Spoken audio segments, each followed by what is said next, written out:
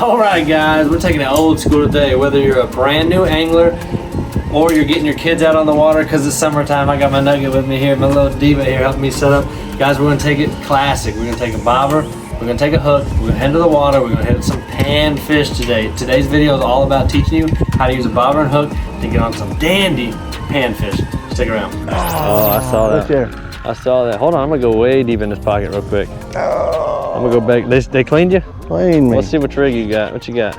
This is straight generic. So what I do, man, hey, look, when I was a kid, this is how I caught them. And I still use it today. Don't laugh at me, but it's a sinker. Just, I don't give a flip what sinker you got. Just put a sinker at the bottom and tie it off, and then come up about 18 inches. And I literally take my line and I just make a knot out of the line like that, right?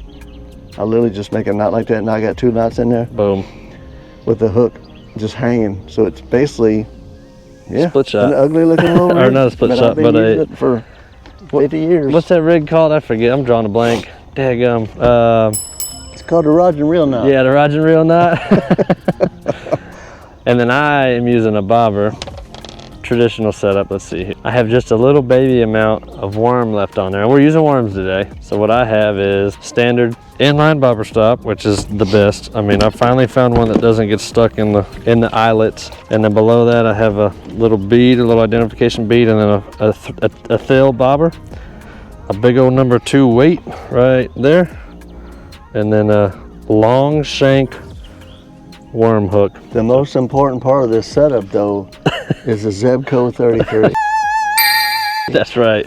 That's right. So all I'm doing is find a little pocket. See that little pocket right there? That little pocket right there. I'm just chucking it up in there, letting it go to the bottom, and just bringing it out slow. Kind of like a Carolina rig on a bass. Yeah. Pull it out like a Carolina rig, and when it hits, just set the hook. Man, there you go. So what we're looking for, guys, if y'all been here for a while, OGs might remember this lake we're at. Look at that little guy. This is where we caught them certified dinos. Certified dino, dude. Certified dino. Those 10, 12, 13 inch red ears. So we're a little earlier in the season right now, but we're trying to find out, checking conditions, kind of where they are, if they pushed in yet. So far, we've got good fish, but not the ones that we're after. So I don't think the big ones are here yet, but that's not gonna stop us from having a good time. We're still gonna catch a bunch. How many we caught so far? Like 5 or 6? Yeah. There you go. Golly, again. So they're definitely on the bottom then. Yeah, same spot. They're definitely on Bigger the bottom fish. right there. That'd be a, there you go. That'd be close to a keeper. That'd be a donkey up there in Indiana. Yeah, that'd be a good one up there, but pretty sure that's probably a smaller female. Well, I don't know what it is, but I'm gonna call it a female. Who knows? I like it. I like it. I'm gonna call it a female too. So you're on the bottom. Yeah, I'm on the bottom. So that's these shell cracker. That's how they get their name. They sit on the bottom and they bust open rocks and shells and stuff, and that's how they eat. Makes sense. They're on the bottom. Yep. So again, he's about 18 inches from the bottom. Yep, with my 5-inch kicker. I, for the life of me, cannot think of what that rig is called. That's the rod and reel knot. Yeah, that's that's it. That's it.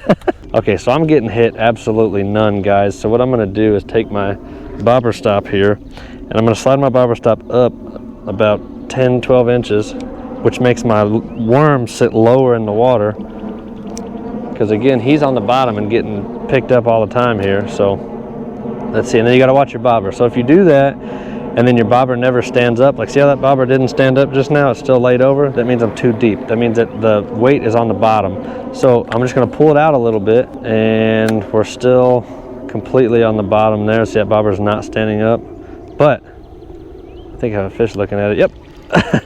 Yep. Completely on the bottom, and they found it. So that's the ticket right there, guys. Nicer fish. And so that's what it takes, is you just got to play around with it. And now he spit my daggum, it took my weight off, but look at that joker. That's a nice fish. That's a really nice fish.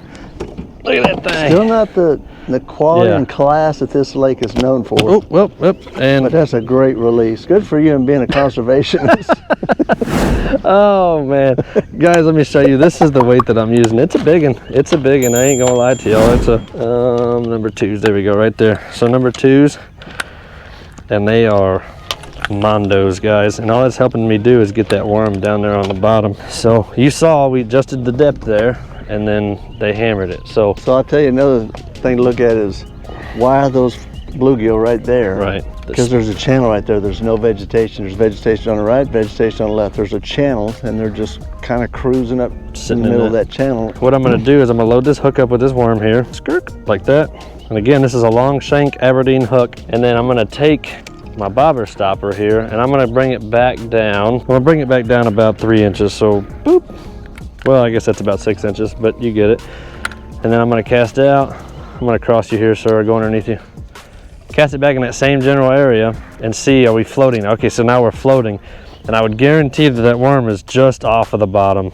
I mean, I only went up about that much. So we'll see. If they slow down again, then I'll just let it sit on the bottom like Roger and Reel's been doing the whole time. He's fishing the exact bottom. I mean, his is on the bottom, which is very common for red ears. And the name of the game is cast, cast, cast. You know, shoot, move, shoot, move, shoot, move. Don't get hung up on one spot too long until you find the nest. Once you find the nest, park it like it's hot, guys, and stay in there. All right. Oh, I got hit. Just got hit. Yeah, they're definitely on the ground over there, like on the ground. They may even be on beds. Nice day, overcast. It is. It is. Well, air temperature today is probably like maybe 78, 80, right, somewhere in there. Overcast day, water temperature is sitting right at 82. This is a controlled lake, though. It's a power plant lake, so the water is going to be a little bit warmer than most of the other lakes we're on. Most of the other lakes right there. Most of the other lakes that we're on are in the like 73, 74 range. Ooh, ooh, ooh. And we're sitting in 4.5 foot of water. Yeah, we're in 4.5 foot of water. So the name of the game, like I said, is fan cast, fan cast, fan cast. You're gonna try to figure out where the nest is. Oh, hold on there. We got had a little something right there. Now guys, heat of the summer, once these fish really move up, once you find them, you can just sit here and catch them by the dozen. These red ear, I don't know what it is, but once they get locked into their spots, man, they're there. And they're usually here for a good amount of time, like a whole month or so. Hold on, we're getting hit right here. We're getting hit. Keep getting, they may have just cleaned me out, to be honest. Let's see. Oh yeah, there he is. Caught him slipping, That's a bigger fish. That's a big old fish right there. See that, guys? We're getting closer. We're getting closer to what we want. We're getting closer. Yeah, that's a nice fish, guys. Don't think about that. What's that? We got to take a picture of that one. Yeah, that's a Mondo. Look, I can lift that thing. Look at that, guys. That's a beautiful red ear. Holy buckets. Guys, that's what you're after right there. Keys of success: fan casting, moving around, adjusting depth, getting it done. So, guys, we found. These fish are today, they're in that, like right around that 4 foot mark, like right in that 4 to 4.2 foot mark is where we're finding the most success. So another fantastic bait to use, and you'll see us use it later on, is crickets. Crickets, man, crickets are like crack to these fish. I don't know what it is. The problem, yeah. Go ahead. The problem with crickets in Texas, you know, about the only place you can get them is where? Well, that's the secret. That's what we don't want people to know. I'm kidding. The pet stores, right? Pet store, yeah. So like PetSmart, Petco. And they're 29 cents a piece. Yeah, they're expensive. So you're gonna spend a buck bucking some change on 4 of them. But you know what? Hey, but they'll catch you can't put a price tag on memories. Well, that briefs well. No, they are expensive. I'm not gonna lie. Crickets do get kind of outrageous. But there we go again. Look at that little fella, just pecking it. You just gotta feel. You just got to feel for him. I just had one peck the line. Yeah, look at him. He's so excited. He's wagging his tail. Yay, he's on camera. Look at him. Yep. I got one tugging at me right there. Yeah. He just won't commit. These fish got commitment issues over here too. They do. And guys, you'll be surprised. These red ears, these bluegill, these sunfish, we've caught them like at the boat before. I mean, we'll fish. Especially if it's sunny. Yeah. They'll come up here and shade themselves off the hole. I mean, we'll literally sit right here, put the line on the boat, and just catch them. So don't be bashful about getting up in their face here. Here we go. I got another one looking at me. Yep, there he is. What's going on here? They're progressively getting smaller and smaller. Well, look at this Mondo, dude. Still tight line. Yeah, good catfish bait right there. Good catfish bait right there. But we need your girlfriend. We need your mom. Oh man, yeah. These fish, because of the size of my bobber, you just got to pay attention to your line when you see it dip. And also, guys, what we're doing, my dad always does this with like every lure he uses, but we're also pulling it, you know, kind of reeling it in a little bit, just a little bit, like a little half turn, do a little like that, just to kind of get some motion down there, and it's helping us find. I think I'd do it more fish. I don't know. I kind of do it because the fish like it moving sometimes. But at the same time, I get bored. I got to do something. Man. I get that. Right there, just got hit. Just sit here. I probably have a fish on. Yep, there he is. That's a big one. That's a big one. That's a great There fish. we go. That'd be, you know, you can knock the sides off of that one right there. He's probably 8-inch fish, 7-inch. Choked it. Room 9'd him. There we go. Whoop. Put him back. So again, you saw me popping that line is really all of that one. I attribute that one to. All right, I'm gonna cast it way back in this back pocket over here. See what we got working out over here. So watch my bobber, see if it stands up. It didn't, so we're gonna bring it out just a little bit. It's kind of standing up, but again, guys, just because it doesn't stand up with shell crackers specifically, red ears, it's not always a bad thing, because they stay on the bottom and he's fishing the bottom, and it doesn't mean you're not going to catch fish. It just means your bobber might not be as good of an indicator. There we go. Now we're floating. Now we're floating. Oh, there we go. There we go. Bam. Oh. No. There he goes. He hit it again. Let's see. Let's see if he'll take it. Come on. Come on. Come on. Might be a little guy. Oh, oh, oh. There we go. There we go. I ain't heard nothing. Fish on. That's a good one. That's a good one. That's a good one, guys. That's a good one.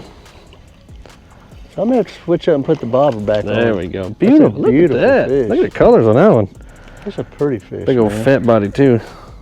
But see, guys, cast it in there and I'm slowly reeling it out, just kind of moving it, popping it, shaking it, doing it as I was going. But one thing that's amazing to me right now, Dad, is how light the bite is, man. It's just super light. They're not hammering it like I thought they would. Right, back at it. I was gonna see if old Roger Reel would show y'all how to build this rig, but he got camera shy, so. Oh, got a hit. Got him. Oh, I pulled it out of his mouth. Oh, dude, I just got hammered. Did y'all see that? dude. There we go. That's what we want. There you go. There you go. That's one of the, there we go. That's a nice one right there, dude. He about took the reel out of my hands, That's Dad. what we came for right there. And he's even, honestly, guys, that's what we came for. But even he can be a little bit small. Yeah, that's I mean, that's a, let's see, I know I'm measuring them backwards. Y'all let me know in the comment section. No, that's a 10-inch fish. I mean, that's a 10-inch. We'll take a picture of that. 10-inch red ear right there. Put it on a plate. There you go. You get it, guys. Mondo, 10-inch red ear. Putting them back. We're not keeping any today, but guys, this lake is known for them big red ear. And y'all see how hard he hit that pole? Man, that was perfect. Still got some army on there. I'll pitch it right back out there, guys. How deep are you? I'm gonna pitch it right back out there. What's that? How deep are you? About that deep. I'm fishing 3. Yeah, about 3.5, 3.5 probably. There we go. Got him. Oh, dude. Nice one again. Nice one. Nice one. There we go. Oh, yeah. Oh, he just had good shoulders. There we go. So he just had good shoulders. I thought he was super nice. So whenever your sinker goes below, when your sinker just slides too much, some people say pinch it real hard. Nah. All that does is weakens your line. Get the sinker where you want it, and just tie a knot on top of the string. Well, or the bottom of the hook, whichever you prefer. Yeah. That's, you get the gist. You tie a knot, yeah, tie a knot in the Tie a line. knot in the line, so that knot is above, and that way that sinker won't go anywhere. There you go. We do that. We've done that for years. I know people in the comment section are going to say, well, that's going to weaken your line. The fish are going to break. It's going to break right there. I can tell you right now, I've been doing that for like 3 years now. I've never once had a line break at the sinker. So what happens is this black bobber stop here. Swipe to unlock. It's okay. no, you're good. The black bobber stop right there, that one, it doesn't always go through the first eyelet on your fishing pole. So what I did, I talked to the bluegill bandit. Hey, that's what the bandits have right here, boys. My uncle from Indiana, and he recommended this red one right here. So this red one, I don't know how good you can see it. I'll put a picture of it on the screen as well, but it's got 4 holes in it, and you weave the line through it, and that's the bobber stop. Guys, I'll tell you right now, fantastic. This one doesn't slide. So with these rubber ones right here, what happens is sometimes they hit that first eyelet, and they'll slide up or they'll slide down, and you kind of lose your depth. But with this red one right here, it holds. It doesn't do that, so you don't have to worry about messing with your depth and all that 100 different times. I've also created a big mess, so let me fix that and then we'll keep fishing. Roger Reel still likes the little ones. So there's a great debate, sir, about which is better, crappie or bluegill. It's a debate for a lot of people. It's not a debate for me. I'll tell you right now, it's bluegill. Bluegill. It's here's why. Hands down, I like, but I think it's about preference, right? Yeah. I like a firm fillet. Yeah. I don't want that thing to be mushy. Yeah. Okay, Bluegill is always firm. It is.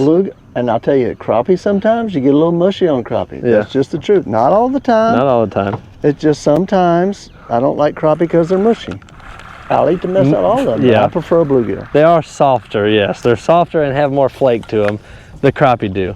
Yeah, I think But they do. I do agree. I think that it's, obviously it's personal preference ultimately. But yes, if you want a firmer fillet, then yes, these bluegill. I'm going to eat them both. Yeah, absolutely. Then yes, the bluegill are where you want to go. But it's just a funny, we see it all the time. That in itself is a huge argument. Not an argument with me, but we can talk about it. Yeah. Oh, there you go. There you go. Man, they fight like they got, They do. 47 feet of length behind their mouth. They fight like they're running from a repo, man. They get in here and they're little babies. The range is now hot. That's it. Usually they'll be right along the edge of this grass right here. That's usually where they're at. Of course, today, they're camera shy. They ain't getting paid enough, still on strike. Try this side then. Might not be on that side. Might not be on that side. And then they might not be here at all. But, normally, you find a piece of grass like that, Yes. you usually will catch fish. He's correct. So typically, especially during the summer, this lake especially doesn't have that much structure on it. So what happens is these fish find those grass clumps like that, and they'll typically hold up against them, hold up underneath them. What you didn't do, Dad, you didn't put it right in the middle of it. What you could do is reel it in and set it in the grass. Yeah. And see how that happens. I don't have enough weight to get it down though. Yeah, well, there's your options for you. Anyway, guys, we are going to transition now. We're done fishing for these red ears, these bluegills, these whatever you want to call it. Drop in the comment section. Whatever it is you call them. Caught some nice ones. We don't think they're here yet. Well, we know they're not here yet. As they get here, though, we'll let y'all know. Don't worry. We'll be bringing you a video all about the big old red ear sunfish again. Anyway, hope y'all enjoyed this one. Hope we are able to teach you a couple of things. Shout out to Native Angler Apparel. Check them out, nativeanglerapparel.com. Use code NATIVES to get 15% off, and I reeled them all in today on my 7'2" Outlaw crappie pole. Y'all check them out at fishoutlaw.com. Tell them we sent you guys. If you enjoyed this one, I think you'll like this one. We'll catch y'all on the next one. Peace.